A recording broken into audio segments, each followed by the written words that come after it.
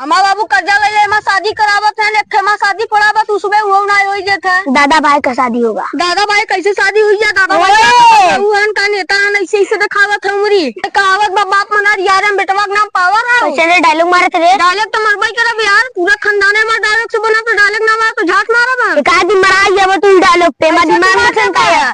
कैसे मार दे भाई यार? अब तो 6000 नहीं 20000 देबो तब ना छोड़ा बाबू।